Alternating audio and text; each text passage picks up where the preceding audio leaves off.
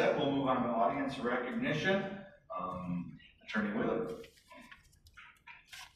We've got a shorter list tonight for public comment. It's limited to 5 minutes again. Jerry, and I can't read your last name, Jerry, so Jerry, come on up if you signed in to speak. Jerry with a 1401 Michael Drive. I think you went to the bathroom. I think you went to the bathroom. Okay, we'll just go on to somebody else. Amy Frick. I'm here. Come on up, Amy.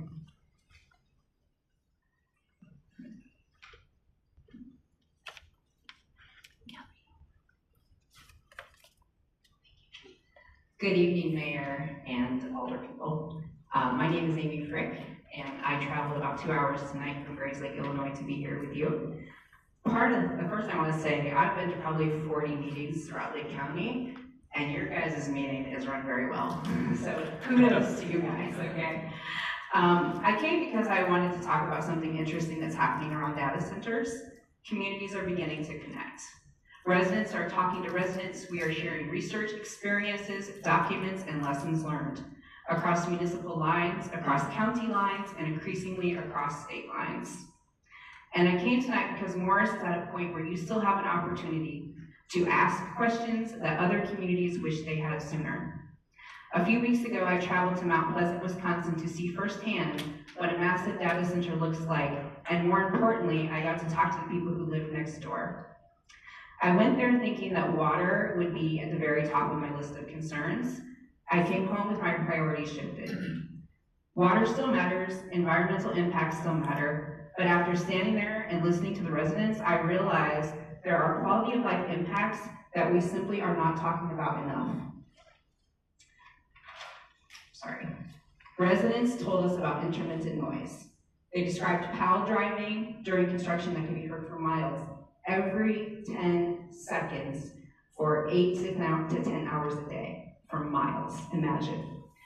They talked about light pollution and needing blackout curtains in their homes. One longtime resident told us his property value had dropped over $100,000. Only one of the 15 buildings is up at this time. Multiple residents told us their electric bills had dramatically increased. Some described them as doubled. Now I want to be very clear about something important. Their experiences don't automatically prove that every one of those impacts were caused by the data center solely. But when residents living beside these developments are reporting these things, elected officials should not dismiss them. They should investigate them. That's why I will be emailing each of you a copy of the report from our Mount Pleasant field trip, and I'm asking you to please just take a few minutes to read it. Don't just listen to the developers. Don't just listen to people like me who oppose these projects. Listen to the people who live beside one. Ask what they wish their elected officials had known.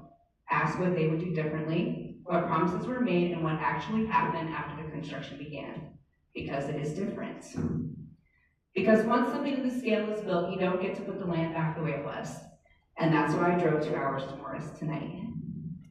This isn't just about Grayslake anymore, and it's not just about Morris. Communities across the country are beginning to realize that we're facing many of the same proposals, many of the same questions, and many of the same enormous corporations. So we're starting to talk to each other. And elected officials should understand something too. The companies may eventually move on, elected officials will leave office, but the residents will still be here. They will live with decisions you make today for decades. So before you approve anything, slow down. Sorry. I'm almost done. Do the independent studies. Look beyond the promises of jobs and tax revenue. Study the power demand, study the noise, and study the lighting. And as a beekeeper, I beg of you to please study the environmental impacts. Study what happens to neighboring property owners, and most importantly, listen to your residents before making decisions that will permanently change their community. You have an opportunity right now that many communities wish they could give back. The opportunity to ask the hard questions before it's too late. Please use it, and thank you for allowing me to speak tonight.